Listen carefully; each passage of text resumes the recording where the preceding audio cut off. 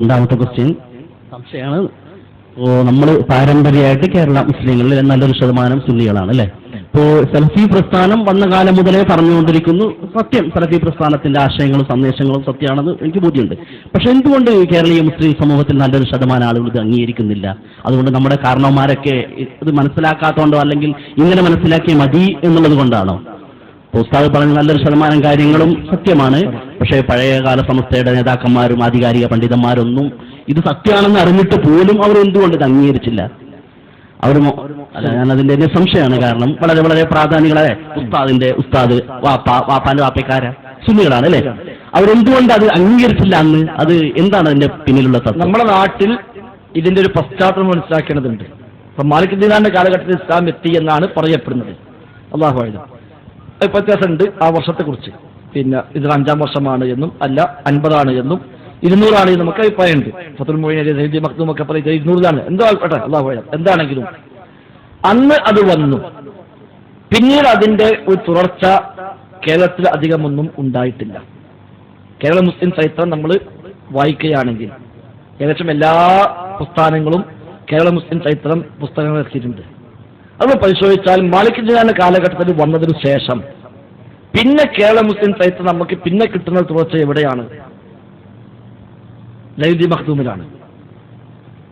1000 കൊല്ലം ഗ്യാപ്പുണ്ട്. ഈ 1000 കൊല്ലം കേരളത്തിൽ എന്ത് സംഭവിച്ചു? യഥാർത്ഥത്തിൽ മാലിക് ദീനാർ വന്ന കാലത്ത് അവിടെ വളരെ സ്വീകാര്യമായി അവരൊക്കെ സ്വീകരിച്ചിട്ടുണ്ട്. ആ നിലക്ക് തുടർന്ന് പോരുകയാണെങ്കിൽ ഒരു പക്ഷേ ലോകത്ത് ഇസ്ലാമിക രാജ്യങ്ങളെപ്പോലെ തന്നെ മാതൃകയായി മാറാവുന്ന വലിയ വലിയ യൂണിവേഴ്സിറ്റികളും വലിയ വലിയ സ്ഥാപനങ്ങളും ഉണ്ടാവാൻ എല്ലാ സാഹചര്യമുള്ള ഒരു നാടാണ് കേരളം അന്ന്. പക്ഷെ അവർ വന്നു 10 പള്ളി ഉണ്ടാക്കി. കൊടുങ്ങല്ലൂരും അതേപോലെ കാസർഗോഡും മാടായിയും അടക്കമുള്ള 10 പള്ളി അവരുണ്ടാക്കി. ആ 10 പള്ളി കഴിഞ്ഞാൽ പിന്നെ കേരളത്തിൽ പഴക്കമുള്ള പള്ളി കാണുന്നത് എവിടെയാ? പൊന്നാനി പള്ളി. ആ നിലയ്ക്ക് ചില പള്ളി കാണും. അതെത്ര? 400 കൊല്ലം. അതിനുള്ള 1000 കൊല്ലം യഥാർത്ഥത്തിൽ ഒരു ബ്ലാങ്കാണ്. കാര്യമായ പ്രവർത്തനങ്ങളോ ഒരു തുടർച്ചയോ ഉണ്ടായിട്ടില്ല. അന്നും മനുഷ്യന്മാരും കുറവാണ്, കുറച്ച് ആളുകൾ ഉണ്ടാവുള്ളൂ. പിന്നെ 400 കൊല്ലം അപ്പുറത്ത് 400 കൊല്ലം മുമ്പ് കേരളത്തിൽ പിന്നെ ഒരു നവോത്ഥാനം ഉണ്ടാവുകയാണ്. അതിന് കാരണക്കാരനായത് സൈനുൽ മഖ്ദൂമാണ്. അത് യമനിൽ നിന്ന് വന്നതാണ്. യമനിൽ നിന്ന് മക്കയിൽ വന്നു. ഇബ്നു ഹൈത്തമിയുടെ ശിഷ്യനായി പഠിച്ചു. അദ്ദേഹം അവിടുന്ന് പിന്നെ കേരളത്തിലേക്ക് വന്നു. ആ വന്ന സൈനുൽ മഖ്ദൂം ഷാഫി മദ്ഹബുകാരനും അശ്അരി ത്വരീഖത്തുകാരനുമായിരുന്നു. അതുകൊണ്ട് കേരളക്കാർക്ക് കിട്ടിയത് അത് രണ്ടുമാണ്. കേരളക്കാർക്ക് കിട്ടിയത് ഷാഫി മദ്ഹബും അശ്അരി ത്വരീഖത്തും. കാരണം അവർക്കൊരു മതം എന്ന് പറയാവുന്ന ഒരു ഇത് വെളിച്ചം പിന്നെ കിട്ടുന്നത് സൈനുൽ മഖ്ദൂമിൽ നിന്നാണ്.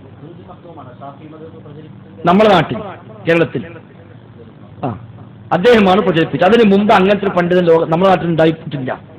ഒരു തുടർച്ച നമ്മൾ കാണുന്നില്ല. ഒരു ആലിമോ ഒരു കിതാബോ ഒന്നും ഉണ്ടായിട്ടില്ല. സൈനുൽ മഖ്ദൂം വന്നു. അദ്ദേഹം ഷാഫി മദ്ഹബുകാരനായിരുന്നു. അതുകൊണ്ട് നമ്മുടെ നാട്ടിൽ സ്വാഭാവികമായും അദ്ദേഹത്തിന് പഠിച്ചവർ ഷാഫികളായി മാറി. അദ്ദേഹം അശ്അരി ത്വരീഖത്തുകാരനായിരുന്നു. അതുകൊണ്ട് അതും സ്വീകരിച്ചു. അദ്ദേഹം സൂഫിയായിരുന്നു. ആ സൂഫിസം നാട്ടിൽ പ്രചരിച്ചു. അന്ന് അതേ സമയത്ത് നമ്മുടെ നാട്ടിൽ ഷിയായിസം വന്നു. സൈനുൽ മഖ്ദൂമിന്റെ അതേ കാലഘട്ടത്തിൽ നമ്മുടെ നാട്ടിൽ ഷിയായിസം വന്നു. അതാണ് പിന്നെ കുണ്ടോട്ടി തങ്ങന്മാർ, മുഹമ്മദ് ഷാ എന്ന് പറയുന്ന തങ്ങള് വന്ന് അയാൾ ഷിയായിസം സ്ഥാപിക്കാൻ ശ്രമിച്ചവിടെ. അന്ന് അതിനെതിരെ അവിടെ ഏറ്റുമുട്ടലുണ്ടായി. അങ്ങനെ മുസ്ലിമീങ്ങൾ അന്ന് രണ്ടായി പിരിഞ്ഞു. ഒന്ന് കുണ്ടോട്ടി കയ്യ്, മറ്റൊന്ന് പൊന്നാനി കയ്യ്. മുഹമ്മദ് ഷായുടെ കീഴിൽ അവിടെ ഒരു വിഭാഗം. അവർ പറഞ്ഞു മുഹമ്മദ് ഷാ വലിയുള്ള മുരീദന്മാർക്ക് അദാബില്ല. മുഹമ്മദ് ഷാ അള്ളാഹുവിന്റെ വലിയാണ്, അയാൾ മുരീദായി കൂടിയാൽ അദാബ് ഉണ്ടാവില്ല. മറ്റൊരു പറഞ്ഞു മുഹമ്മദ് ഷാ വലിയല്ല, മുരീദന്മാർക്ക് അദാബെല്ലാം. മുഹമ്മദ് ഷാ വലിയല്ല, അയാൾ മുരീദന്മാർക്ക് എല്ലാ അദാബും ഉണ്ടാവുക. അങ്ങനെ പ്രശ്നമായി കുണ്ടോട്ടിപ്പള്ളിയിൽ ഒരേ സമയത്ത് 2 ജുമുഅ നടന്നു. താഴെ ഇവർ ഷിയാക്കളെ ജുമുഅ, മേലെ പൊന്നാനി കൈക്കാട് ജുമുഅ. കുറച്ചു കാലം കഴിഞ്ഞപ്പോ ഇത് രണ്ടും കൂടി മിക്സായി സംഘടനമായി രണ്ടും ഒന്നായി മാറി. രണ്ടാമില്ലാതായിട്ട് രണ്ടും കൂടെ അറിയാതെ ഐക്യപ്പെട്ടാണ്ട് പോയി. അവരെ ആചാരമൊക്കെ അവരെടുത്തു, ഇവരുടെയൊക്കെ അവരെടുത്തു. ഈ ഷിയാക്കളാണ് കേരളത്തിൽ ജാറം കൊണ്ടുവന്നത്. കുണ്ടോട്ടിലെ ജാറം അന്ന് മറ്റൊരു എതിരാ. അന്ന് പൊന്നാനി കൈക്കാൽ ജാറത്തിനെതിരാ. അപ്പൊ അതുകൊണ്ട് ഫത്തുൽ മുഈൻ 105-ാമത്തെ പേജിൽ സൈനുൽ മഖ്ദൂം കൃത്യമായി എഴുതി വെച്ചു, ഖബർ കെട്ടിപ്പൊക്കിയാൽ നിർബന്ധമായും പൊളിക്കണം. വകുരിഹ ബിനാഉ ലഹു അലൈഹി ഖബറിന് വേണ്ടി എടുപ്പുണ്ടാക്കൽ വെറുക്കപ്പെട്ട കാര്യമാണ്. കാരണം വ്യക്തമായി വിരോധം വന്നിട്ടുണ്ട്. മഹല്ലുൽ കറാഹത്തി ഇദാ കാന ബിമിൽക്കിൽ ബാനി, നിർമ്മിക്കുന്ന ആളുടെ സ്വന്തം സ്ഥലത്താണെങ്കിൽ കറാഹത്ത്. ഇദാ കാന ബിമുസബ്ബല, പൊതു ഖബർസ്ഥാനാണെങ്കിൽ ഹറാമാണ്.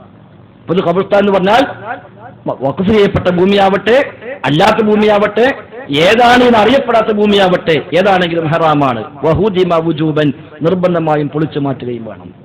ഫത്വൽ മൊയ്ൻ വ്യക്തമായി എഴുതി വെച്ചു. കാരണം അന്ന് മറ്റൊരു ജാറത്തുന്ന ആളുകളാണ് ഇവരെതിരാണ്. പിന്നെ കുറച്ച് കഴിഞ്ഞ് എല്ലാം കൂടി മിക്സ് ആയപ്പോ ഇവർക്ക് ജാറും പറ്റി മറ്റവർക്ക് ഇവരിലും പറ്റി, അങ്ങനെ ഒറ്റ ഒന്നായിട്ട് അങ്ങാണ്ട് നീങ്ങി. അപ്പൊ ആ തുടർച്ചയാണ് കേരളത്തിൽ വന്നത്. പിന്നെയാണ് അതിനെതിരെ ചില പണ്ഡിതന്മാർ രംഗത്ത് വരുന്നത്. ഇത് ശരിയല്ല, ചില അബദ്ധങ്ങൾ സംഭവിച്ചിട്ടുണ്ട്, തകരാറ് സംഭവിച്ചിട്ടുണ്ട് എന്ന് പറഞ്ഞുകൊണ്ട് ഒറ്റപ്പെട്ട ശബ്ദങ്ങൾ ഉണ്ടായി വരുന്നു.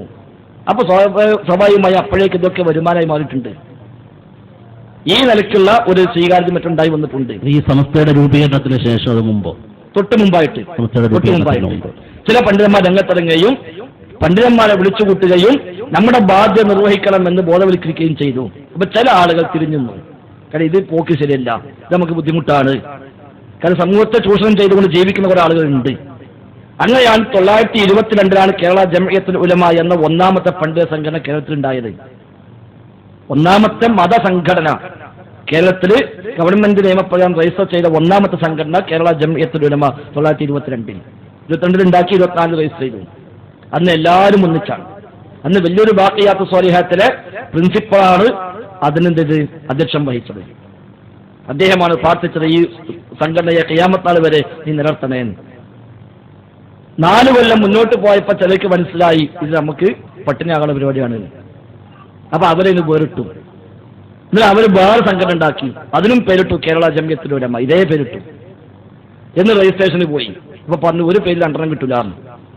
അപ്പൊ അതിന് മുന്നിൽ സമസ്താന്ന് കൂട്ടി, സമസ്ത കേരള ജംഇയ്യത്തുൽ ഉലമ. അങ്ങനെ രജിസ്ട്രേഷൻ വാങ്ങി. അങ്ങനെയാണ് സമസ്ത 1926. 22 KJU ഉണ്ടായി. 26 എസ് കൂട്ടി SKJU, സമസ്ത കേരള ജംഇയ്യത്തുൽ ഉലമ എന്നതുണ്ടാക്കി. അപ്പൊ അവിടെ മുതലാണ് അത് അങ്ങനെ വേറിട്ട് പോണത്. പിന്നെ സ്വാഭാവിക രണ്ടെണ്ണായപ്പോ ഇവരെന്ത് പറഞ്ഞു എനിക്ക് എതിർക്കുക എന്നുള്ളത് ഒരു അജണ്ടയായി മാറി. അപ്പൊ ഇത് ശിർക്കാകുമ്പോൾ ഞങ്ങൾ ശിർക്ക് ചെയ്യുള്ളൂ എന്ന് വാശി രൂപത്തിൽ എല്ലാ ശിർക്കും ഖുറാഫാത്തും ഏറ്റെടുത്ത് പോന്നു എന്ന് മാത്രം. അല്ലാഹു അഅലം. സന്തോഷം. വേറെ ഉണ്ടെങ്കിൽ ചോദിച്ചാൽ ഉണ്ടാക്കി ചോദിക്കൊന്നും വേണ്ട.